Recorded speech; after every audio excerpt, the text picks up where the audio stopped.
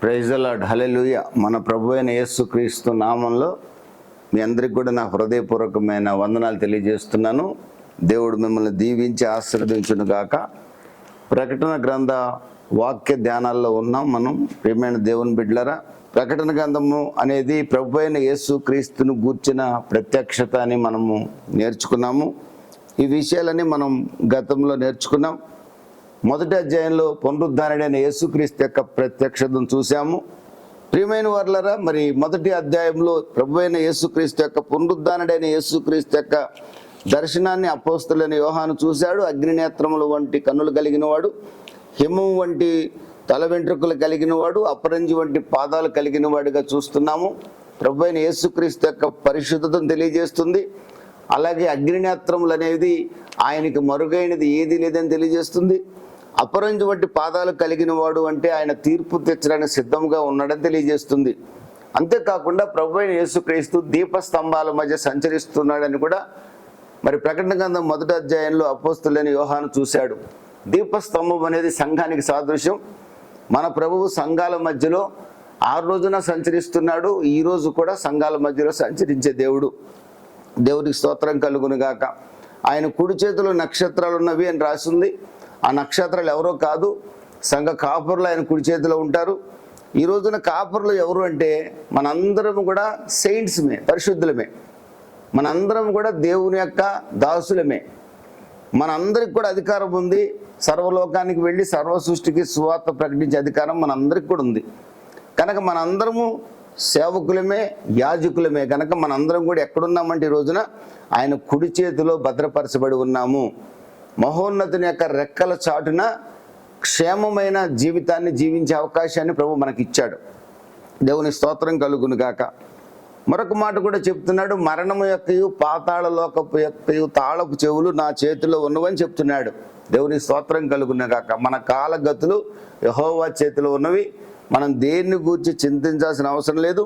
ఆయన సర్వాధికారి అయి ఉన్నాడు. దేవునికి మహిమ కలుగును గాక. మన జీవితానికి అధికారి ఆయనే, లోకానికి అంతటికి కూడా సర్వాధికారి ఆయనే. ఆయన ఆజ్ఞ లేకుండా ఏది జరగదు. దేవునికి స్తోత్రం కలుగును గాక. మానవుడు పాపం చేసిన దానిని బట్టి ఈ లోకరాజ్యాలన్నీ సాతాను వశంలో ఉన్నవి. ఈ మాట మనం ఒప్పుకొని తీరుతాం. కానీ సర్వాధికారి ఎవరు అంటే ప్రభు అయిన దేవుడు మాత్రమే. సృష్టి అంతటికి ఆధారుడు, సర్వాధికారి ప్రభు అయిన యేసుక్రీస్తు మాత్రమే. దేవునికి స్తోత్రం కలుగును గాక. కనుక సాతానుగాడు ఏమీ చేయలేడు. వాడు సిలువలో ఓడిపోయాడు. మనలో ఉన్నవాడు లోకాన్ని పరిపాలించే సాతాను కంటే కూడా శక్తిమంతుడు. దేవునికి స్తోత్రం కలుగును గాక. మనం పునరుద్ధరణుడైన యేసుక్రీస్తుని హత్తుకోగలిగితే, ఆయన సంపూర్ణ రక్షకుడిగా అంగీకరించి ముందుకు సాగగలిగితే ఈ యుగ సంబంధమైన దేవత మనల్ని ఏమీ కూడా చేయలేదు. దేవునికి స్తోత్రం కలుగును గాక. ఈ రోజున ప్రభు చెప్తున్నాడు, నేను త్వరగా రాబోతున్నాను. యోహాను 14:1-2-3లో నేను స్థలము సిద్ధపరచ వెళ్తున్నాను, నేను వస్తాను, మిమ్మల్ని తీసుకొని వెళ్తానని ప్రభు స్వయంగా చెప్తే మరి మనమెంత నమ్మకంగా ప్రభు సిద్ధపరుస్తున్న స్థలం కొరకు ఎదురు చూడాలి. ప్రియ సంఘమా, ప్రభు మనతో మాట్లాడుతున్నాడు. ఈ రోజున ఫిలడెల్ఫియా సంఘం అని మరొక సంఘంతో ప్రభు మాట్లాడుతున్నాడు. దాని గురించి మనము ధ్యానిద్దాం. ప్రకటన గ్రంథం 3వ అధ్యాయం 7వ వాక్యం నేను చదువుతాను.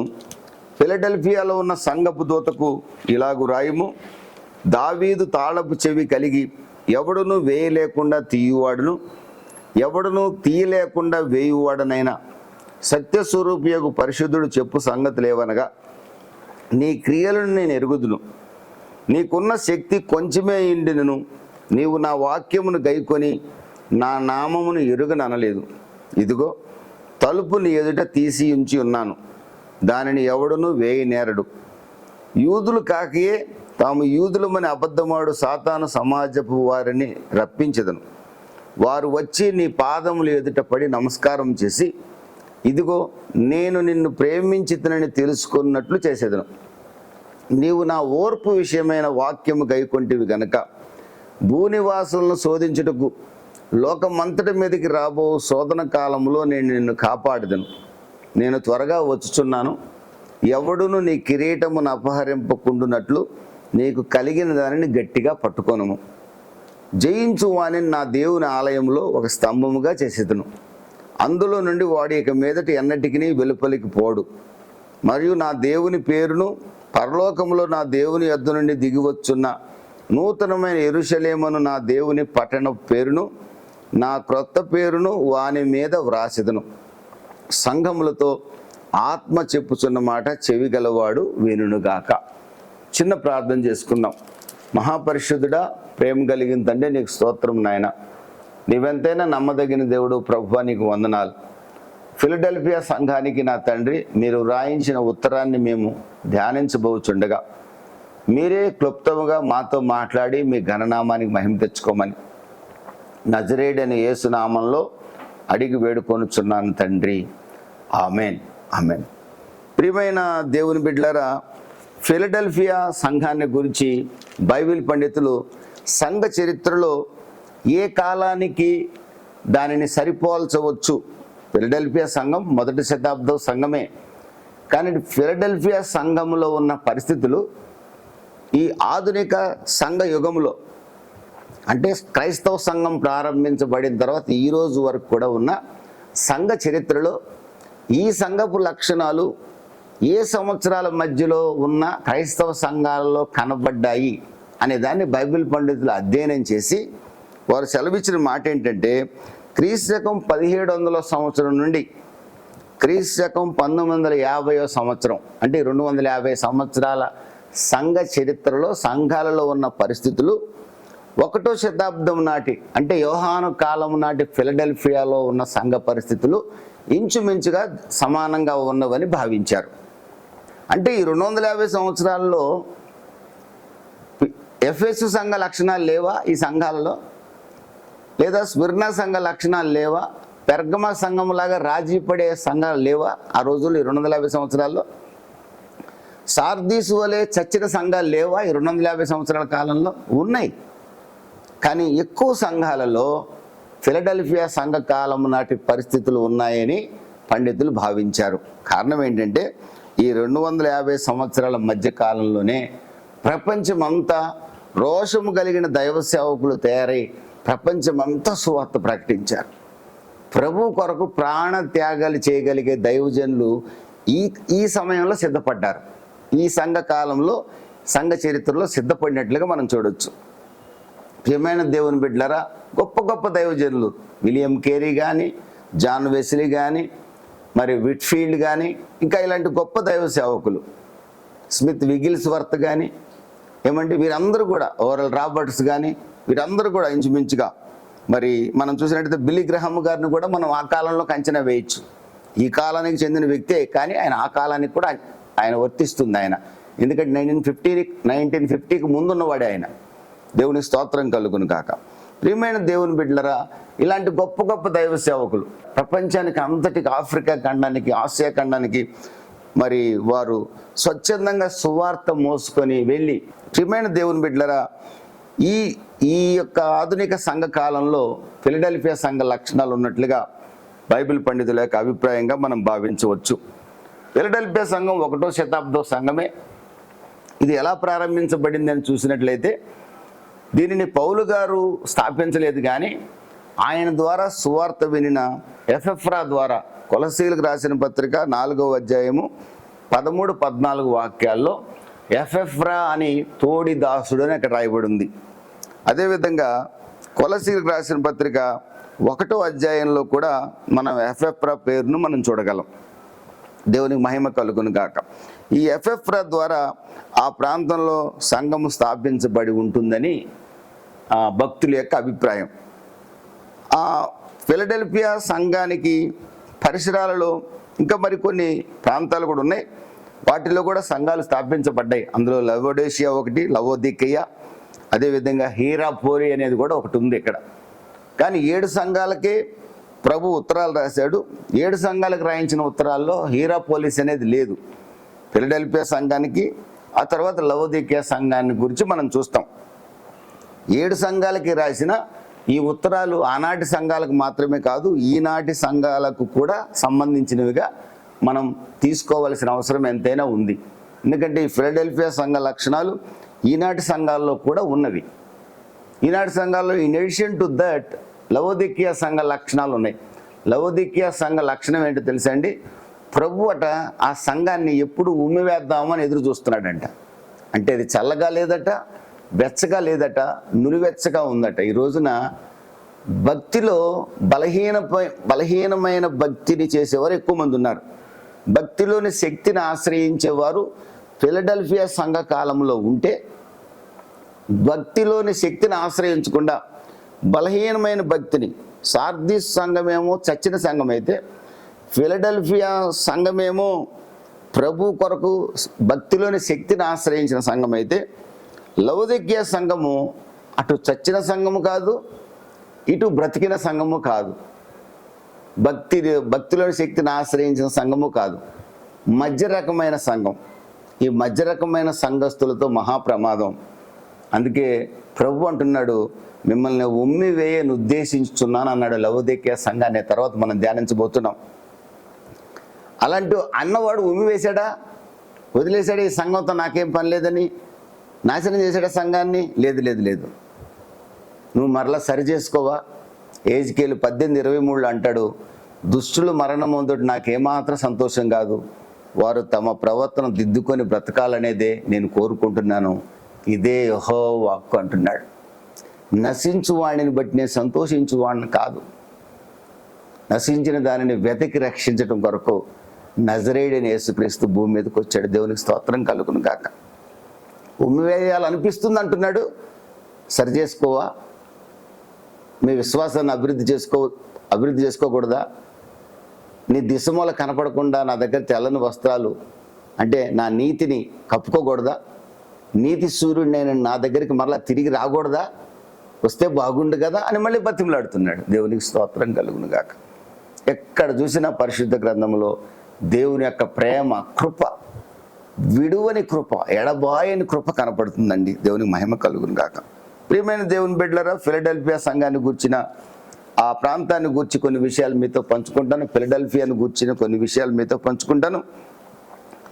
ఫిలడెల్ఫియా అనేది సార్దీసు సంఘానికి సౌత్ ఈస్ట్లో అంటే దక్షిణ తూర్పు భాగంలో 25 మైళ్ళ దూరంలో ఉంటుంది. సార్దీస్ పట్టణానికి ఫిలడెల్ఫియా అనే పట్టణం. ఇవన్నీ కూడా మీకు తెలుసు, మోడర్న్ టర్కీలో ఉన్నవి. ఒకప్పుడు ఆసియా మైనర్, ఇప్పుడు టర్కీ ప్రాంతంలో, దేశంలో ఇవన్నీ కూడా ఈ సంఘాలకు సంబంధించిన పట్టణాలన్నీ కూడా ఉన్నాయి. ఆనాటి సంఘాలకు సంబంధించిన పట్టణాలన్నీ కూడా. ఫిలడెల్ఫియా అనే పేరులోనే ఒక ప్రత్యేకత ఉందండి. ఫిలడెల్ఫియా అనే పేరును 2 భాగాలకు విభజిస్తే ఫిలోస్, ఎడెల్ఫస్. ఫిలోస్ అంటే లవ్, PHILOS, లవ్. ఎడెల్ఫాస్ అంటే బ్రదర్లీ లవ్, సహోదర ప్రేమకు సాదృశ్యము. ఫిలడెల్ఫియా అంటే సహోదర ప్రేమకు సాదృశ్యం. ప్రియమైన దేవుని బిడ్డలారా, ఫిలడెల్ఫియా ఇప్పుడు దానికి ఉన్న పేరు ఏమిటంటే, మహమ్మదీయుల వశమైన తర్వాత అలా షేర్ దేవుని పట్టణము, సిటీ ఆఫ్ గాడ్ అని పిలుస్తారు. ప్రస్తుతం దాని పేరు అలా షేర్. AD 17లో ఫిలడెల్ఫియా, లవొదికీయ, సార్దీసు ఈ పట్టణాలన్నీ కూడా AD 17, AD 19 మధ్యలో వచ్చిన భూకంపాల వల్ల ఈ పట్టణాలన్నీ డిస్ట్రాయ్ అయిపోయాయి, సర్వనాశనం అయిపోయాయి. ఇప్పుడు ఫిలడెల్ఫియాలో ఆ యొక్క శిథిలాలు మాత్రమే ఉన్నాయి. ఆ పక్కనే ఒక పట్టణం ఉంది, దాన్నే ఇప్పుడు ఆలాషేర్ అని పిలుస్తారు. అది మహమ్మదీయ పట్టణంగా ఉంది, కానీ ఆనాటి క్రైస్తవ సంఘ శిథిలాలు ఇప్పటికీ ఉన్నాయి. పట్టణపు శిథిలాలు కూడా ఉన్నట్లుగా మనం చూడొచ్చు. దేవునికి స్తోత్రం కలుగును గాక. ప్రియమైన దేవుని బిడ్డలారా, మరి బైబిల్ పండితుల యొక్క అభిప్రాయం ప్రకారం రోమీయులకు రాసిన పత్రిక 16వ అధ్యాయం 21లో మనం 2 పేర్లు చూడగలము. నా జత పనివాడగు తిమోతి, నా బంధువులకు లూకియా, యాసోను, సోసిపత్రు అనువారును మీకు వందనములు చెప్పుచున్నారు అని ఇక్కడ రాయబడింది. కాబట్టి కొందరి యొక్క అభిప్రాయం ఏంటంటే, ఈ సోసిపత్రు అనే ఆయన ఫిలడెల్ఫియా సంఘానికి మొదటి బిషప్గా ఉండొచ్చు అని అభిప్రాయపడే వారు ఉన్నాడు. అలా కాకుండా దేమేత్రి అని మరొక వ్యక్తి కూడా ఉన్నాడు. అపోస్తలుడైన పౌలు ద్వారా రక్షణ పొంది ప్రభువులోకి వచ్చిన వ్యక్తి. ఆయన కూడా ఈ సంఘానికి మొదటి బిషప్ అయి ఉండవచ్చునని చెప్పి ఒక ప్రిడిక్షన్ అనేది బైబిల్ పండితుల మధ్యలో ఉన్నది. దేవునికి స్తోత్రం కలుగును గాక. ప్రియమైన దేవుని బిడ్డలారా, ప్రత్యేకంగా ఈ ఫిలడెల్ఫియా అనే పట్టణము మూడు ప్రాంతాల జంక్షన్, అంటే మన భాషలో చెప్పాలంటే 3 రాష్ట్రాలకు జంక్షన్గా మనం తీసుకోవచ్చు. ఒకటి ముసియా అనే ప్రాంతము, రెండవది పిర్గియా అనే ప్రాంతము, మూడవది లిదియా అనే ప్రాంతం. లిదియా, పిర్గియా, ముసియా, ఈ 3 ప్రాంతాలకు జంక్షన్లో ఈ ఫిలడెల్ఫియా అనేది ఉంది. ఈ ఫిలడెల్ఫియా అనేది వ్యాపార పరంగా కూడా చాలా ప్రసిద్ధి చెందిన పట్టణంగా మనం దీన్ని తీసుకోవచ్చు. ప్రత్యేకంగా ఇక్కడ వ్యవసాయ పరిశ్రమ చాలా అభివృద్ధి చెందింది. ఇక్కడ అగ్నిపర్వతాలు ఎక్కువగా ఉన్నాయి. ఆ ప్రాంతాల్లో అగ్నిపర్వతాలు బ్రద్దలైనప్పుడు వచ్చే లావా గడ్డగట్టినప్పుడు మంచి నేలలు, సారవంతమైన నేలలు తయారవుతాయి అన్నమాట. మంచి పంటలు పండే నేలలు తయారవుతాయి ఆ వాల్కనో ప్రభావం వల్ల. అక్కడ ఎక్కువగా పండే పంటలు ఏంటంటే ద్రాక్ష తోటలు, వైన్ యార్డ్స్ ఎక్కువ. ద్రాక్ష పంట విస్తారంగా పండేది ఆ ప్రాంతంలో. అదేవిధంగా గోల్డ్ కూడా విస్తారంగా దొరికేదని చెప్తారు. ఆ ప్రధానమైన దేవత డైనోసియస్, గాడెస్ ఆఫ్ వైన్, మద్యపాన దేవత అనమాట, గాడెస్ ఆఫ్ వైన్. ఏమైనా దేవుని బిడ్డలారా, ఇక్కడ శాల్యుటేషన్ మనం వెళ్దాము, ఉత్తరంలోకి మనం వెళ్దాం. ఉత్తరంలో ప్రభు తను తాను ఎలా పరిచయం చేసుకుంటున్నాడంటే, దావీదు తాళపు చెవి కలిగి ఎవడును వేయలేకుండా తీయువాడును, ఎవడును తీయలేకుండా వేయువాడును, సత్యస్వరూపియగు పరిశుద్ధుడు చెప్పు సంగతులు ఏవనగా. ఇక్కడ మొట్టమొదటిది మనం తెలుగు బైబిల్ ప్రకారంగా వచ్చినట్టయితే దావీదు తాళపు చెవి కలిగిన వాడు. ప్రకటన గ్రంథం 1వ అధ్యాయంలో ప్రభు అపోస్తలుడైన యోహానుకి దర్శన రీతిలో కనబడుతూ ప్రభు చెప్తున్న మాట ఏంటంటే, ప్రకటన గ్రంథం 1వ అధ్యాయం 18వ వాక్యంలో, మరణము యొక్కయు పాతాళ లోకము యొక్కయు తాళపు చెవులు నా స్వాధీనంలో ఉన్నవి. కాబట్టి ఎవరు మరణాన్ని గురించి భయపడాల్సిన అవసరం లేదు. మన మరణము, మన కాలగతులు, మన జీవన విధానం, మన జీవితంలో ఏ రోజు ఏం జరగాలో అన్నీ కూడా ఆయన నిర్ణయించి పెట్టాడు. ఆయన చిత్తానుసారంగా హీజ్ ప్లాన్ ప్రకారమే సమస్తం జరుగుతుంది. అందుకే బైబిల్ స్పష్టంగా చెప్తుంది, దేన్ని గురించి చింతించకండి, మీ చింత యావత్తు నా మీద వేయండి, దేవుని మహిమ కలుగును గాక. మన కాలగతులన్నీ యెహోవా చేతిలో ఉన్నవి. మన నాసికారంధ్రాల్లో జీవవాయువు ఊదిన వాడే మన ఊపిరి ఎప్పుడు ఆగిపోవాలో ఆయన నిర్ణయిస్తాడు. ఆయన చేతిలో ఉంది కనుక ఏ రోజుకి ఆ రోజు నేను చనిపోతానేమో, ఈ రాత్రి ఏమవుతుందో, రేపు ఏమవుతుందని ఎవడు కంగారు పడాల్సిన అవసరం లేదు. అందుకే బైబిల్లో ఇంచుమించుగా 250 సార్లు పర్యాయములు ధైర్యముగా ఉండు, భయపడకని కొత్త నిబంధనలోనే ప్రభువు చెప్పినట్లుగా మనం చూడొచ్చు. దావీదు యొక్క తాళపు చెవి కలిగిన వాడు అంటే, తాళపు చెవి అధికారానికి సాదృశ్యంగా ఉంది, అథారిటీకి సాదృశ్యంగా ఉంది. దేవునికి స్తోత్రం కలుగును గాక. పాతాళ లోకపు తాళపు చెవి, మరణం యొక్క తాళపు చెవి నా చేతిలో ఉంది అంటే, ఆయన తాళం తెరవకుండా మరణం జరగదు. ఆయన తాళం తెరవకుండా పాతాళ లోకపు ద్వారం తెరుచుకోదు. దేవునికి స్తోత్రం కలుగును గాక. ప్రియమైన దేవుని బిడ్డలరా, ఇక్కడ దావీదు తాళపు చెవి కలిగిన వాడు అని అంటున్నాడు. దావీదు తాళపు చెవి కలిగిన వాడు అంటే తన యొక్క సర్వాధికారాన్ని తెలియజేస్తున్నాడు. నేను సర్వ అధికారిని అని మనం ఫిలడెల్ఫియా సంఘానికి తెలియజేయాలని, తాళపు చెవి కలిగిన వాడిని నేను. ఎవరి తాళపు చెవి అంటే దావీదు తాళపు చెవి. మన ప్రభువైన యేసుక్రీస్తు యెషై వేరు చిగురు, దేవునికి స్తోత్రం కలుగును గాక. మన ప్రభువైన యేసుక్రీస్తు దావీదు కుమారుడు, దేవునికి స్తోత్రం కలుగును గాక. దావీదు కుమారుడు నజరేయుడైన యేసు తను స్పష్టంగా తెలియజేసుకుంటున్నాడు, సర్వాధికారి నేను, దేవుని మహిమ కలుగును గాక. యెషయా గ్రంథం 22వ అధ్యాయము మీరు చూసుకున్నట్లయితే 22వ వాక్యంలో రాయబడిన మాట, అక్కడ దావీదు తాళపు చెవిని నేను అతనికి ఇస్తాను అని రాసింది. ఆ అధ్యాయం అంతా కూడా దావీదు కుమారుని గూర్చి రాయబడిన ప్రవచన వాక్యం. అంటే ప్రభు అయిన యేసుక్రీస్తును గూర్చి రాయబడిన అధ్యాయం అది. ఇది మెస్సానిక్ చాప్టర్గా దీన్ని భావించవచ్చు. ఆ దినమున నేను నా సేవకుడును హిల్కియా కుమారుడునకు ఎలియాకీమును పిలిచి అతనికి నీ చొక్కాయిని తొడిగించి నీ నడికట్టు చేత అతన్ని బలపరిచి నీ అధికారమును అతనికి ఇచ్చెదను. అతడు యెరూషలేము నివాసులకును యూదా వంశస్థులను తండ్రి యగును. నేను దావీదు ఇంటి తాళపు అధికార భారమును అతని భుజము మీద ఉంచెదను. అతను తీయగా ఎవడును మూయజాలడు, అతడు మూయగా ఎవడును తీయజాలడు.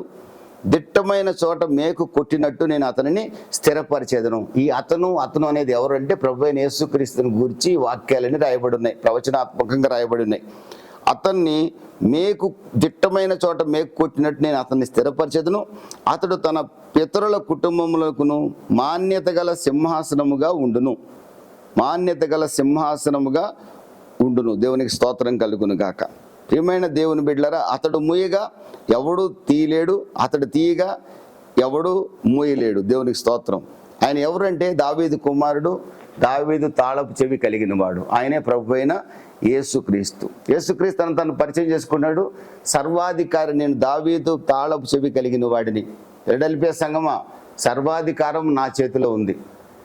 నేను తెరిచానంటే ఎవడు కూడా దాన్ని మూయలేడు. ప్రియమైన దేవుని బిడ్డలారా, ఫిలడెల్ఫియా సంఘం కాలంలోనే ప్రభు ప్రపంచమంతా సువార్తకు తాళం తెరిచాడు, సువార్తకి తలుపులు తెరిచాడు ప్రభు.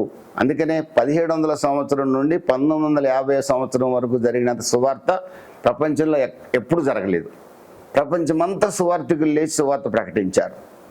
ప్రభు తాళము తెరిచాడు, దావీదు తాళం చెవితో తెరిచాడు కనుకనే సువార్తికులు ప్రపంచమంతా ప్రభు అయిన యేసుక్రీస్తుని సువార్త ప్రకటించగలిగాడు.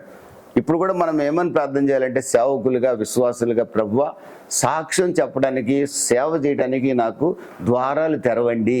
దావీదు తాళపు చెవి కలిగిన వాడు నీవు కదా, నాకు తాళం తెరిస్తే నేను వెళ్ళి పలానా గ్రామానికి, పలానా పట్టణానికి వెళ్ళి సువార్త చెప్తాను అని ప్రార్థించేవారిగా మనం ఉండాలి. ఈ రోజున దైవజనులుగా మనం ఏమని ప్రార్థన చేయాలంటే, ప్రభువా మాకు ద్వారాలు తెరవండి అని ప్రార్థన చేయాలా. దేవునికి స్తోత్రం కలుగును కాక. మరి కీర్తనల గ్రంథం 2వ అధ్యాయాలు అంటాడు కదా, నన్ను అడుగుము జనములను నీకు స్వాస్థ్యముగా ఇచ్చేదను, జనములను నీకు స్వాస్థ్యముగా ఇచ్చేదను అంటున్నాడు ప్రభు. ఈ రోజున మనం జనాలను అడిగే దేనికి? కానుకల కోసం అడగకూడదండి. కానుకల కోసం జనాలు కావాలని కోరుకునేవాడికి జనాలు రారని నేను చెప్పను, వస్తారు. కానీ ఆ జనాలు ఇచ్చే కానుకల వల్ల నీవు ఈ లోకం మట్టుకు సుఖపడతావేమో, కానీ పరలోక రాజ్యంలో నీకు చోటు ఉండదనే సంగతిని గుర్తుపెట్టుకోవాలి. ప్రభు ఇచ్చిన హృదయపూర్వకంగా ఏ ఉద్దేశంతో నువ్వు అడుగుతావో, మంచి ఉద్దేశంతో ఆయన రాజ్యానికి కొందరినైనా నేను చేర్చాలనే ఆశతో కనుక అడిగితే ప్రభు ఇచ్చాడు అంటే వాళ్ళు ఖచ్చితంగా మీరు, వారు, మనం అందరం కలిసి ప్రభు దగ్గర చేరగలుగుతాం. ఈ రోజున అనేక సంఘాలు అనేకుల్ని పరలోక రాజ్యానికి తీసుకుపోకుండా అడ్డుబండలుగా మారుతున్నవి. వారు పోరు, వీరిని పోనివ్వరు. ఆనాటి పరిచయులను గురించి ప్రభు అదే చెప్పాడు. ఈనాటి అనేక మంది పరిచయులు కనబడుతున్నారు లోకంలో చూసినప్పుడు, కానీ మీరు అలా ఉండకూడదు. ప్రభువా నాకు మీరు ద్వారం తెరిస్తే అక్కడ నమ్మకంగా సువార్త చెప్తాను, వారు నాకు కానుక ఇచ్చినా ఇవ్వకపోయినా సువార్త ప్రకటించి వస్తాను ప్రభువా, నన్ను పోషించేది నువ్వే కదా అని ఒక తీర్మానంతో ముందుకు సాగితే తప్పనిసరిగా ప్రభు నీతిమంతుడు నిన్ను పోషిస్తాడు, నీ సంతానాన్ని ఆయన భిక్షం ఎత్తుకొనివ్వడు. ముందుగానే ఆత్రపడి ఏమండి కపటంతోనో కుయుక్తోనో సంపాదించాలనే ఆశతోనే ఒక పట్టణంలోకి అడుగు పెడితే నీ సువార్త వాళ్ళు వినొచ్చు, అనేక మంది రక్షణ పొందానని చేతులు ఎత్తొచ్చు, కానీ వారిని నువ్వు పరలోక రాజ్యాన్ని నడిపించలేవు. నీవు నేను కూడా పరలోక రాజ్యంలో చేరలేము, దేవునికి ఇష్టమైన వారిగా ఉండలేము. దేవునికి స్తోత్రం కలుగును గాక. అక్కడ రాయబడిన మరొక మాట 7వ వాక్యంలో, సత్యస్వరూపియగు పరిశుద్ధుడు చెప్పు సంగతులు ఏమనగా. సత్యస్వరూపి, పరిశుద్ధుడు మన ప్రభు అయిన యేసుక్రీస్తు సత్యస్వరూపి. మీకు బాగా తెలుసు, నేనే మార్గము సత్యము జీవం అంటున్నాడు. యోహాను సువార్త 15వ అధ్యాయం 1వ వాక్యంలో నేను నిజమైన ద్రాక్షవల్లిని అంటున్నాడు. దేవునికి స్తోత్రం కలుగును గాక. హెబ్రీయులు రాసిన పత్రిక 6వ అధ్యాయము 18వ వాక్యంలో మన ప్రభు యథార్థవంతుడు, ఆయనలో ఏ కపటం ఉండదు, ఆయన అన్యాయస్తుడైన దేవుడు కాదు. దేవుని మహిమ కలుగును గాక. ఆయన నమ్మదగిన వాడు, ఈజ్ ఫెయిత్ఫుల్ గాడ్. అందుకే తను తాను పరిచయం చేసుకుంటున్నాడు, నేను సత్యస్వరూపిని, నేను అబద్ధం ఆడ నేరిన దేవుణ్ణి. ఫిలదెల్ఫియా సంఘమా, నేను దావీదు తాళపు చెవి కలిగిన వాడిని, సర్వాధికారం నా దగ్గర ఉంది. నెంబర్ 2, నాకు అబద్ధం ఆడటం తెలియదు. 2 తెస్సలోనిక 3వ అధ్యాయం 2వ వాక్యంలో దేవుడు నమ్మదగిన వాడు అని రాసింది. ఆయన చేసిన వాగ్దానాలన్నీ కూడా నెరవేర్చే దేవుడు. హీఈస్ ట్రూ గాడ్, నిజమైన ద్రాక్షవల్లి. ఆయనే సత్యము. సత్యము అని ఎవరినైనా చూపించాలంటే యేసునే చూపించాలి. మిగిలిన ప్రతి ఒక్కళ్ళలో ఎంతో కొంత అబద్ధం ఉంటుంది, కానీ యేసులో అబద్ధం ఎక్కడ ఉండదు. దేవుని స్తోత్రం కలుగును గాక. సత్యస్వరూపి యొక్క పరిశుద్ధుడు. మనం ఆరాధించే దేవుడు ఎవరో తెలుసండి? పరిశుద్ధుడు. ఈజ్ హోలీ. నేను పరిశుద్ధుడిని కనుక మీరును పరిశుద్ధులుగా ఉండండి. దేవుని స్తోత్రం కలుగును గాక. నాలో పాపముందని మీలో ఎవరైనా రుజువు చేయగలరా? యోహాను 8:45. హెబ్రీ 4:16. ఆయన శోధింపబడ్డాడు కానీ పాపము చేయలేదు. హెబ్రీ 7:25. పవిత్రుడు, నిర్దోషి, నిష్కల్మషుడు, పాపులలో చేరని ప్రధాన యాజకుడు మన యేసుక్రీస్తు పరిశుద్ధుడు. నేను పరిశుద్ధుడిని, మీరు పరిశుద్ధులుగా ఉండండి అన్నాడు. దేవుని స్తోత్రం కలుగును గాక. అంత ధైర్యంగా చెప్పగలిగిన వాడు ఎవరండి ఈ లోకంలో? ఎవడిని ఆరాధించినా ఎవడు చెప్పలేడు నన్ను ఆరాధించండి, నేను పరిశుద్ధుడని ఎవడని చెప్పినాడు ఉన్నాడా? ఎవరి చరిత్ర చూసినా ఏమున్నది కారణం? నరజాతి చరిత్ర సమస్తం పరపీడన పారాయణత్వం అన్నాడు ఒక కవి. ఈరోజు నేను దాన్ని అంటాను, ఏ మహానుభావుడు అనబడేవాడి చరిత్ర చూసినా ఏమున్నది కారణం? ప్రతి జీవిత చరిత్రలో ఏదో ఒక లోపం. నజరేయుడైన యేసు జీవిత చరిత్రలోనే ఏ లోపము లేని చరిత్ర. ఆయన చరిత్ర సుచరిత్ర. దేవుని స్తోత్రం కలుగును కాక. ప్రియమైన దేవుని బిడ్డలారా, సత్యస్వరూపిగా, పరిశుద్ధుడిగా, దావీదు తాళపు చెవి కలిగిన వాడిగా ఆయన ఫిలడెల్ఫియా సంఘాన్ని గూర్చి ఆయన మాట్లాడుతున్నాడు. దేవుని స్తోత్రం కలుగును గాక. ఫిలడెల్ఫియా సంఘమా, నీ క్రియలు నేను ఎరుగుదును, నీకున్న శక్తి కొంచెమే అయ్యుండినను, నీవు నా వాక్యమును గైకొని నా నామమును ఎరుగననలేదు. ప్రశంసిస్తున్నాడు. ఏమన్నా తెలుసండి? నువ్వు చిన్న సంఘం, ఫిలడెల్ఫియా సంఘాన్ని లిటిల్ చర్చ్ అని కూడా అంటారు. కానీ చిన్న సంఘమే కానీ శక్తి గల సంఘం. 7 సంఘాల్లో చాలా పెద్ద సంఘాలు ఉన్నాయి, కానీ బలహీనమైన సంఘాలు అవన్నీ కూడా. ఫిలడెల్ఫియా సంఘము చిన్న సంఘమే, కానీ విశ్వాసములో బలమైన సంఘముగా ఉన్నది. ఎందుకు ప్రభువుకి ఈ సంఘం అంటే నచ్చిందంటే దేవుని వాక్యాన్ని గైకొనే సంఘముగా ఉన్నది. దేవుని వాక్యాన్ని గైకొనే సంఘముగా ఉన్నది. దేవునికి స్తోత్రం కలుగును గాక. ఆయన వాక్యాన్ని పరిశోధించే సంఘముగా ఉన్నది. ఆయన వాక్యాన్ని ప్రకటించే సంఘముగా ఉన్నది. ఆయన వాక్యానికి విధేయత చూపే సంఘముగా ఉన్నది. ఎవడు నా మాట విని వణుకుచుండునో వానినే నేను దృష్టిస్తున్నాను. యెషయా గ్రంథం 66:2 వాక్యం. యెషయా గ్రంథం 1:19. మీరు సమ్మతించి నా మాట విని ఎడల భూమి యొక్క మంచి పదార్థాలు అనుభవిస్తారు. యోహాను 15:7. నా మాటలు మీ యందు నిలిచి ఉన్న ఎడల మీకు ఏది ఇష్టమో అడగండి.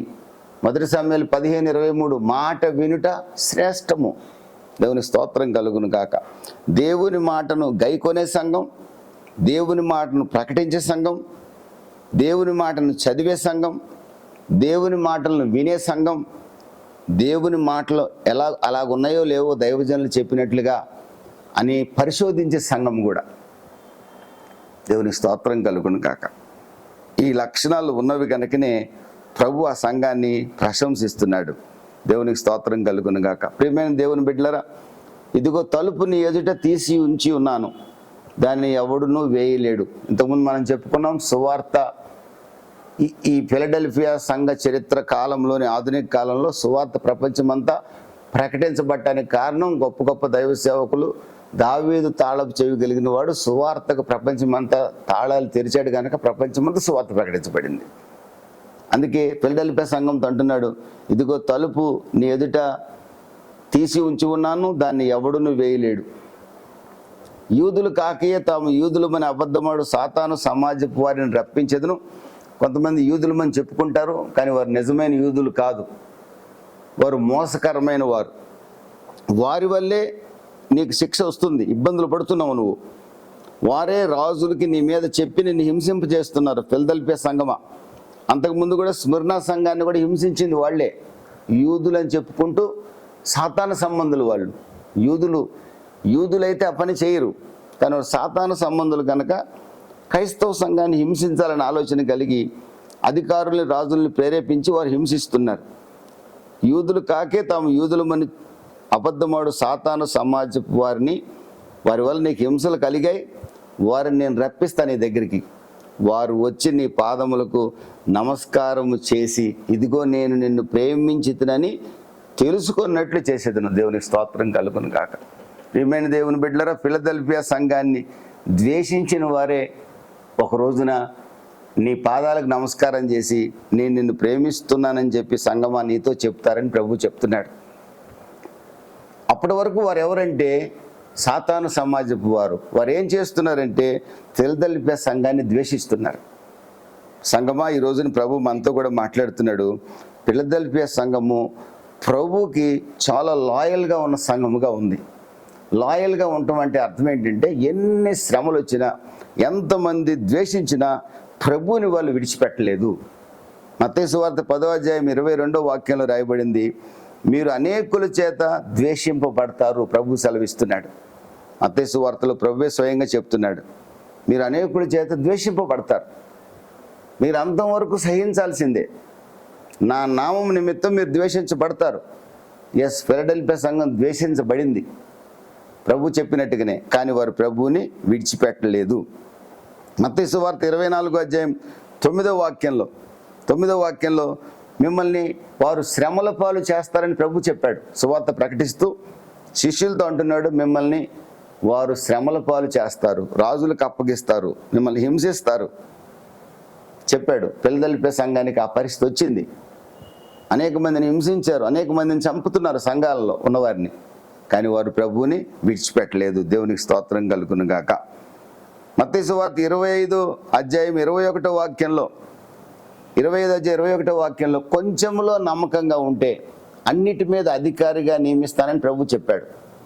ఒక విశ్వాసి కొంచెంలో గనక నమ్మకంగా ఉంటే అనేకుల మీద నేను అధికారిగా నియమిస్తానని సువార్త ప్రకటిస్తూ ప్రభువు చెప్పారు.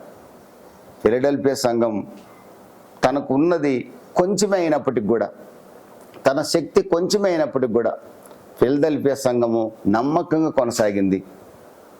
సంఘ కాంగ్రిగేషన్ చిన్నదే, ఏమండి ఆర్థిక స్థితిగతులు తక్కువే వాళ్ళకి, అయినప్పటికీ వారు విశ్వాసంలో ధనవంతులు, బలవంతులు. వారికి ఉన్న శక్తి కొంచెమే, ఆ రోమన్ అథారిటీస్ని కానీ ఎదుర్కొనే శక్తి వారికి లేదు, ఆ హింసల్ని తట్టుకునే శక్తి లేదు. అయినా కానీ పెద్ద పెద్ద సంఘాలు కూడా తట్టుకోలేకపోయాయి. కానీ చిన్న సంఘమైన ఫిలదెల్ఫియా సంఘం భయంకరమైన శ్రమల్ని, ద్వేషాన్ని తట్టుకోగలిగిందండి. కనుకని ప్రభు వారికి వాగ్దానం చేస్తున్నాడు, ఒక రోజున నేను ద్వేషించిన వారే నీ పాదాల వద్ద సాగిలపడతారు. ఇది ఎప్పుడు జరుగుతుందో తెలుసండి? ప్రభు రెండో రాకడలో జరుగుతుంది. యెషయా గ్రంథం 60వ అధ్యాయం 14వ వాక్యం ఒకసారి చదువుకుందాం. యెషయా గ్రంథం 60:14 ఒకసారి చదువుకుందాం. యెషయా గ్రంథం 60:14లో నేను చదువుతాను. నిన్ను బాధించిన వారి సంతానపు వారు నీ ఎదుటికి వచ్చి సాగిలపడెదరు, నిన్ను తృణీకరించిన వారందరూ వచ్చి నీ పాదముల మీద పడెదరు.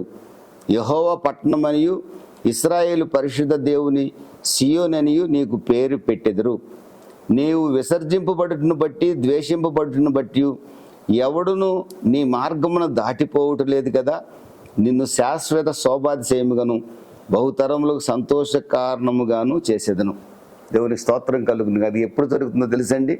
ఈ 60వ యెషయా గ్రంథం 60వ అధ్యాయము ప్రభు రెండవసారి వచ్చినప్పుడు ఇశ్రాయేలుని ఎవరైతే ద్వేషించారో వారందరూ దేవుని బిడ్డల ఎదుట సాగిలపడతారు. ఈ రోజున మనల్ని ప్రభు అయిన యేసుక్రీస్తుని నమ్ముకున్న మనల్ని ఎవరైతే ద్వేషిస్తున్నారో ఒక రోజున వారు మన ఎదుట సాగిలపడి నీవే మాకు దిక్కని బతిమలాడుకునే స్థితిని ప్రభు కలిగించబోతున్నాడు. దేవునికి స్తోత్రం కలుగును కాక. 2 తెస్సలోనిక 1వ అధ్యాయము 8వ వాక్యం. యేసు తన ప్రభావమును కనబరుచుచు దూతలతో కూడా పరలోకము నుండి అగ్నిజ్వాలలో ప్రత్యక్షమై దేవుని ఎరుగని వారికిని మన ప్రభు అయిన యేసు సువార్తకు లోబడని వారికి ప్రతిదండన చేయనప్పుడు మిమ్మును శ్రమపరచు వారికి శ్రమయు, శ్రమ పొందుచున్న మీకు మాతో కూడా విశ్రాంతియు అనుగ్రహించుట దేవునికి న్యాయమే. ప్రభు వచ్చినప్పుడు అట్టివారు ఆయన సముఖము నుండి, ఆయన ప్రభావం మందలి మహిమ నుండి పారద్రోలబడి నిత్య నాశనమును దండనను పొందుదురు. దేవునికి స్తోత్రం కలుగును గాక. ప్రియమైన దేవుని బిడ్డలారా, సాతాను సమాజపు వారు ఈ రోజున హింసిస్తున్నవారు ఒక రోజున మనల్ని చూసి సిగ్గుపడాల్సిన మన ఎదుట వాళ్ళు సిగ్గుతో తలదించుకోవాల్సిన పరిస్థితి వస్తుంది. అంత మాత్రమే కాకుండా నిత్యాగ్ని గుండంలో వాళ్ళు కాలుతూ, ఆ రోజున ధనవంతుడు అబ్రహాము రొమ్మును ఆనుకున్న లాజర్ని చూస్తూ ధనవంతుడు ఎలా ఏడ్చాడో చూశారు కదా, అలా ఏడ్చే ఒక రోజు వస్తుంది. కనుక ఫిలదెల్ఫియా సంగమా, నువ్వు కంగారు పడొద్దు. నీ శక్తి కొంచెమే నాకు తెలుసు, కానీ నీ విశ్వాసం బలమైంది. నువ్వు బలమైన దానివి, లేఖనాలను పఠించే దానివి, లేఖనాలను గైకొనే దానివి, లేఖన ప్రకారం జీవించే సంఘముగా ఉన్నావు, సువార్త ప్రకటించే సంఘముగా ఉన్నావు. అనేకుల చేత నువ్వు దూషించబడుతున్నావు, శ్రమ పెట్టబడుతున్నావు. నువ్వు కొంచెం శక్తి నీకైనా నమ్మకంగా ఉన్నావు నువ్వు. కనుక ఒక రోజున సాతాను సమాజపు వారందరినీ నీ కాళ్ళ మీద పడేస్తాను అంటే వారు నీ ఎదుట తలదించుకునేటట్లుగా చేస్తాను. వారు నిత్య దండన పొందుతూ వారు ఏడుస్తూ నిన్ను చూస్తారు. అయ్యో, ఆ రోజు ఫిలదెల్ఫియా సంఘస్థులు చెప్పిన మాట మేము ఎందుకు వినలేదని వాళ్ళు ఏడుస్తారు నిత్యాగ్ని గుండంలో పడి. అలాంటి రోజు ఒక రోజు రాబోతుంది. కారణం ఏంటి తెలుసా? నువ్వు నమ్మకంగా ఉన్నావు కనుక ఆ భయంకరమైన పరిస్థితులు వారు అనుభవించబోతున్నారు. దేవునికి స్తోత్రం కలుగును గాక. ప్రియమైన దేవుని బిడ్డలారా, ఆ తర్వాత రాస్తున్న మాట 10వ వాక్యంలో, నీవు నా ఓర్పు విషయమైన వాక్యమును గైకొంటివి కనుక భూనివాసులను శోధించుటకు లోకమంతటి మీదకి రాబో శోధన కాలంలో నేను నిన్ను కాపాడెదను. ఇది చాలా ప్రాముఖ్యమైన విషయం. లోకమంతటి మీదకి రాబోయే శోధన కాలం అంటే ఏమిటో తెలుసండి? 7 ఏళ్ల శ్రమల కాలం. ప్రభు అయిన యేసుక్రీస్తు 1 తెస్సలోనిక 4:15-16 వాక్యాల ప్రకారంగా ఆర్భాటముతో, ప్రధాన దూత శబ్దంతో, బూరధ్వనితో ఆయన మేఘాల మీదకి వస్తాడు. దేవునికి స్తోత్రం కలుగును గాక. మేఘాల మీదకి వచ్చి రమ్మని పిలిచినప్పుడు క్రీస్తునందు మృతులైన వారు సమాధులు తెరవబడి మొదట లేస్తారు. ఆ తర్వాత సజీవులమైన విశ్వాసులు తర్వాత లేస్తే, సజీవులైన విశ్వాసులు మహిమ శరీరాలు ధరించుకొని లేచి ప్రభువు దగ్గరికి మేఘాల మీదకి వెళ్తారు. అక్కడ మరణించిన వారు, మనకంటే ముందుగా మరణించిన వారు మొదట లేస్తారు, తర్వాత మనం లేస్తాం. మనందరం కలిసి ప్రభువుని కలుసుకుంటాం. గ్రాండ్ రీయూనియన్ జరుగుతుంది. అక్కడ మనకంటే ముందుండి ప్రభువులో చనిపోయిన మనవారు ఉన్నారే, వారు కూడా అక్కడ ఉంటారు. మనకంటే ముందుగా వాళ్ళు వెళ్తారు, మనం ఆ తర్వాత వెళ్తాం. అక్కడ మన వారిని అందరిని కూడా చూసుకుంటాం, ప్రభువుని చూసుకుంటాం, ఒకరినొకరు పలకరించుకుంటాం. దేవునికి స్తోత్రం కలుగును గాక. ఆ తదుపరి ఆ సమయంలో ప్రభు మేఘాల మీదకి వచ్చినప్పుడు మనల్ని తీసుకొని వెళ్ళాక భూమి మీద 7 ఏళ్ల శ్రమల కాలం ప్రారంభమవుతుంది. ఆ శ్రమల కాలంలో దేవుడు కుమ్మరించే ఉగ్రతలే ప్రకటన గ్రంథం 6వ అధ్యాయం నుండి 18వ అధ్యాయం వరకు రాయబడ్డాయి. 7 ముద్రలు, 7 పాత్రలు, 7 బూరలు శిక్ష అన్నమాట. అది దేవుని ఉగ్రత భూమి మీద కుమ్మరించబడుతుంది. ఆ సమయంలో మనం ఎక్కడ ఉంటామంటే, మేఘాల మీదకి ప్రభువు దగ్గరికి వెళ్ళిన మనం పరలోకంలో ఉంటాం 7 సంవత్సరాలు. ఈ భూమి మీద మనల్ని హింసించిన వారు ఉన్నారు చూడండి. ప్రభు అయిన యేసుక్రీస్తుని గురించి సువార్త చెప్తుంటే, నువ్వు చెప్పావులేరా పలానోడా అని చెప్పి మనల్ని తక్కువ జాతి వాళ్ళ కింద లెక్కేసి మనల్ని హేళన చేశారు చూడండి. వారందరూ కూడా ఈ భూమి మీద 7 ఏళ్ల శ్రమల కాలంలో భయంకరమైన శిక్షను అనుభవిస్తుంటారు. ప్రియమైన దేవుని బిడ్డలారా, వాళ్ళ ఏడ్పు ఉంది చూడండి. మరణాన్ని వెతుకుతారంట కానీ మరణం దొరకదంటండి. తేలు కుట్టి కొన్ని రోజులు ఏడుస్తూనే ఉంటారంట, తగ్గదట, పెయినే తగ్గదంటండి. కరువులు, రోగాలు, తెగుళ్ళు, అనేక మంది నశించిపోతారంటండి. ఇప్పుడు కనుక 7 ఏళ్ల శ్రమల కాలం వస్తే మనం ఎత్తబడి, ఇప్పుడు భూమి మీద ఉన్న 9 బిలియన్స్ ఆఫ్ పీపుల్లో ఒక 8 బిలియన్స్ ఉంటే ఇప్పుడు 4 బిలియన్స్ చనిపోతారంటండి. ఆ సమయంలో 4 బిలియన్ల ప్రజలు చనిపోతారట. మిగిలిన 4 బిలియన్స్ మాత్రమే ప్రభు మరలా ఈ భూమి మీదకి వచ్చినప్పుడు మిగిలి ఉంటారంట. దేవునికి స్తోత్రం కలుగును. ఎంత భయంకరమైన శిక్ష రాబోతుందో చూడండి లోకం మీదకి. ఆ రోజున వారు మనం చెప్పిన మాట విననందుకు వారు ఎంతో వేదన పడతారు, కానీ ప్రయోజనం ఏమీ లేదు. దేవునికి స్తోత్రం కలుగును కాక. నా ప్రియమైన దేవుని బిడ్డరా, సంఘము ఎత్తబడుట వాస్తవము, సంఘము శ్రమల గుండా వెళ్ళదనేది వాస్తవం. ఎందుకంటే నోవహు కాలంలో జలప్రళయం వచ్చింది. ప్రభు నోవహుని ప్రేమించాడు కనుక జలప్రళయంలో అతని కుటుంబం నాశనం కాకుండా కాపాడాడు. సొదొమ గొమొర్రాల మీదకి అగ్ని గంధకాలు వేయబడ్డాయి. దేవుడే స్వయంగా శిక్షించాడు సొదొమ గొమొర్రాని. కానీ లోతుని, అతని కుటుంబాన్ని దేవుడు తప్పించాడు. ఈ రోజున నోవహు వలె నీతిమంతులుగా మనం ఉంటే దేవునికి మహిమ కలుగును గాక. నోవహును తప్పించిన దేవుడు యేసు రక్తంతో కడగబడి నీతిమంతులుగా మారిన మనల్ని 7 ఏళ్ల శ్రమల కాలంలో పొరపాటును కూడా ఉండనీయుడు. మనం ఖచ్చితంగా ఎత్తబడే సంఘంలో ఉంటాము. శ్రమలు మనకు కాదు, శ్రమలు, ఈనాడున్న ఇజ్రాయెల్ దేశం మీదకి శ్రమలు వస్తాయి, 7 ఏళ్ల శ్రమలు. యేసు ప్రభువుని ఎరగకుండా పగలబడి నవ్వారు చూడండి మనల్ని చూసి. మనల్ని రకరకాల కులాలు పెట్టి మతాలు పెట్టి హేళన చేశారే, వాళ్ళందరికీ శ్రమలు అనుభవిస్తారు ఈ లోకంలో. కానీ దేవుడు ప్రేమమయుడు. ఆ 7 ఏళ్ల కాలంలో కూడా కొందరిని రక్షించడానికి ఆయన సిద్ధంగా ఉన్నాడు. ఆకాశంలో దేవదూత ఎగురుతూ సువార్త ప్రకటిస్తారట ఆ రోజున. మనం పరలోకంలో ఉంటాం కాబట్టి మనం చూడం. ఇక్కడ మిగిలిపోయిన పాపులు కొందరు దేవదూత సువార్త చెప్పగా విని రక్షణ పొందుతారంట ఆ సమయంలో. మనం దేవదూతను చూద్దాం అనుకుంటాం పొరపాటు. ఎందుకంటే పరలోకానికి వెళ్తాం కాబట్టి అక్కడ దేవదూతలు చాలామంది ఉంటారు. సువార్త చెప్పే దేవదూతను మనం చూడాలని కోరుకోవద్దు. కోరుకుంటే 7 ఏళ్ల శ్రమల కాలంలో ఇక్కడ విడవబడే అవకాశం చాలా ఎక్కువగా ఉంది. ఫిలడెల్ఫియా సంఘం వలె నమ్మకంగా ప్రభువులో నిలిచి ఉన్న సంఘానికి 7 ఏళ్ల శ్రమల కాలంలో ఆ సంఘం ఉండదు. దేవుని స్తోత్రం కలుగును కాక. మరొక మాట కూడా చెప్తాను. 1 తెస్సలోనిక 5వ అధ్యాయము 7, 8, 9 వాక్యాలు ఒక మాట రాయబడి ఉంది.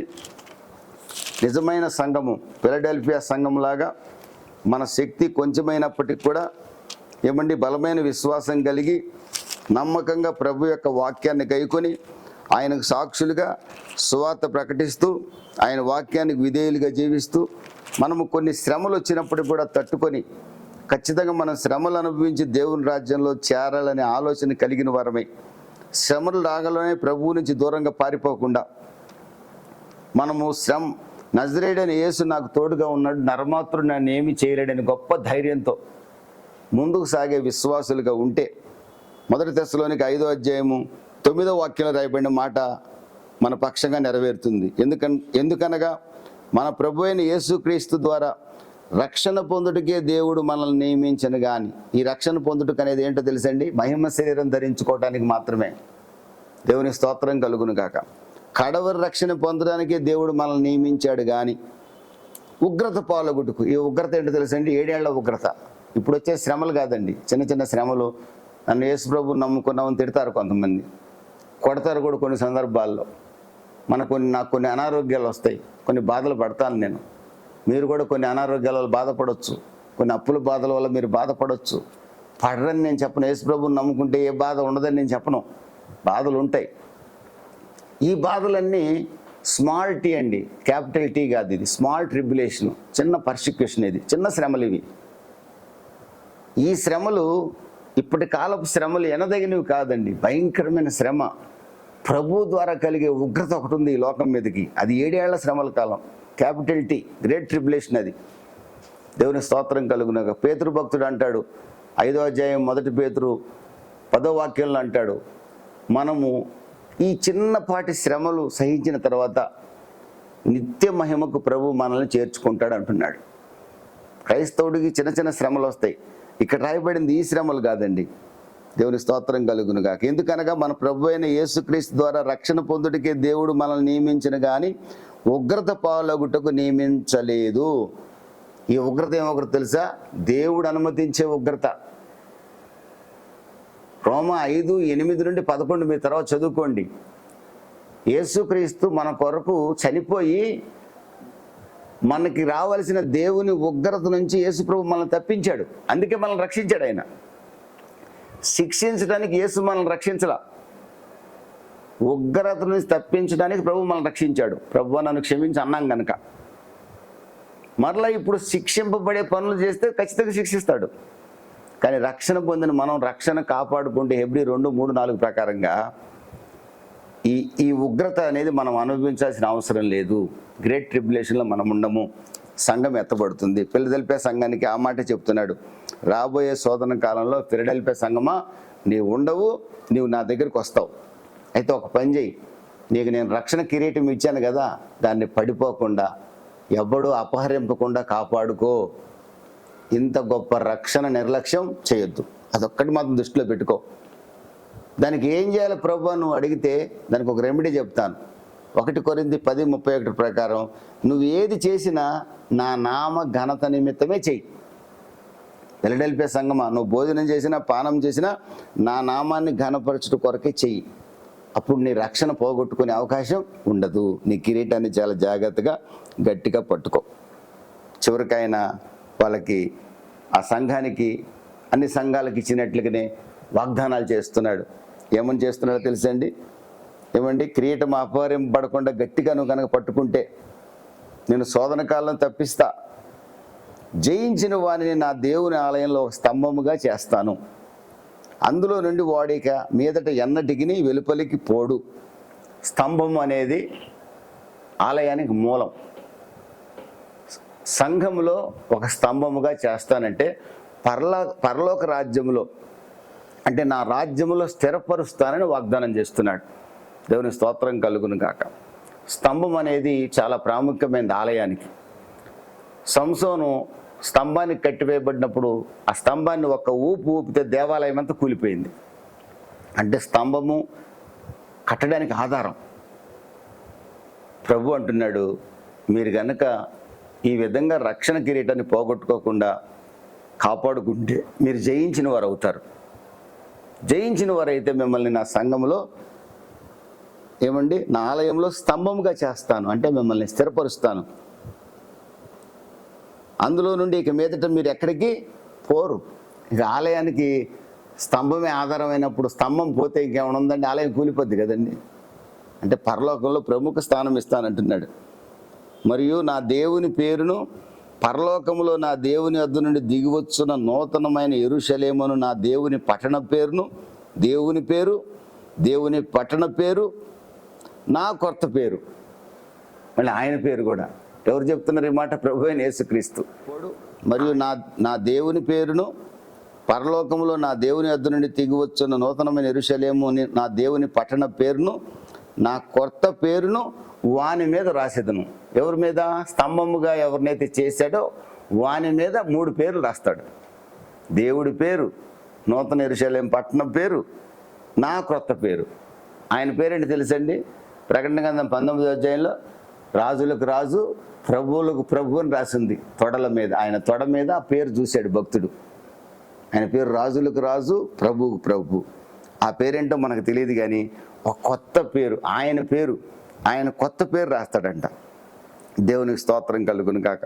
ప్రియమైన దేవుని బిడ్డలారా, ప్రకటన గ్రంథం 21వ అధ్యాయము 22వ వాక్యంలో ఒక మాట మీరు చూడండి. ప్రకటన గ్రంథం 21వ అధ్యాయము 22వ వాక్యంలో, సర్వాధికారి అయిన దేవుడగు ప్రభువును గొర్రె పిల్లయు దానికి దేవాలయమై ఉన్నారు. దేవునికి స్తోత్రం కలుగును గాక. ఆ నూతన యెరూషలేము పట్టణంలో దేవాలయం ఎవరో తెలుసండి?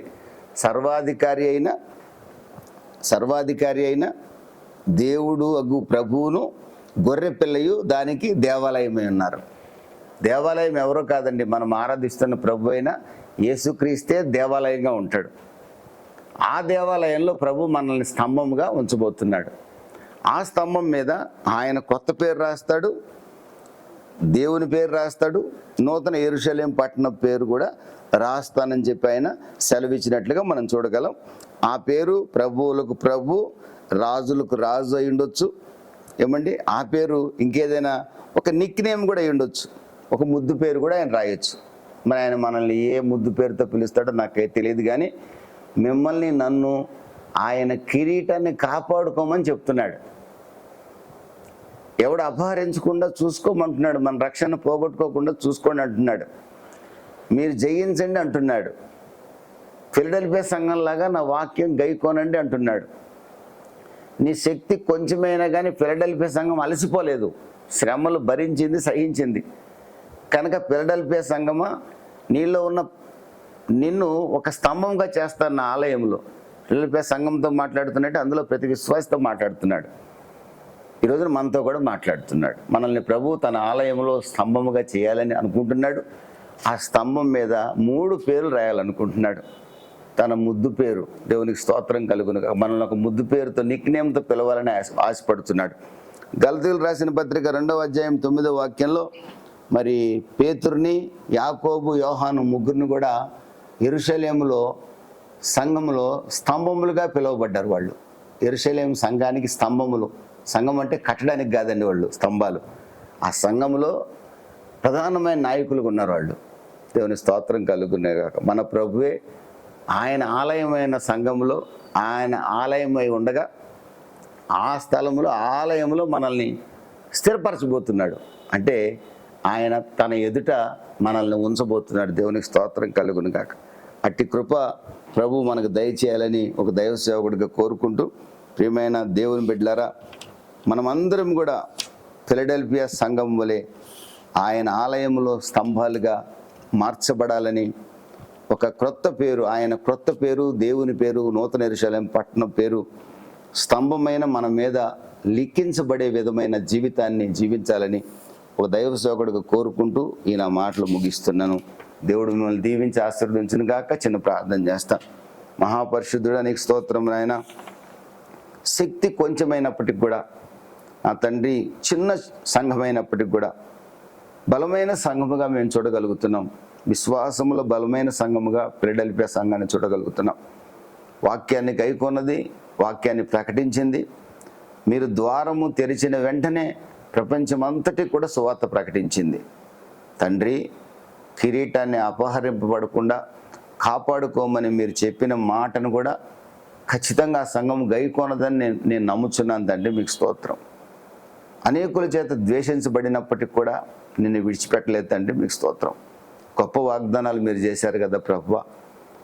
7 ఏళ్ల శ్రమల కాలంలో ఫిలడెల్ఫియా సంఘమా, నీవు ఉండవు, నేను నిన్ను తప్పిస్తాను, నాతో నివాసం చేయనట్లుగా చేస్తానని చెప్పారు తండ్రి. మీకు స్తోత్రం. నీ ఆలయంలో స్తంభముగా చేస్తానన్నారు తండ్రి. మీకు వందనాలు. నూతన యెరూషలేము పట్టణ పేరు, దేవుని పేరు, మీ కొత్త పేరు పెడతానని చెప్పారు తండ్రి. మీకు వందనాలు తండ్రి.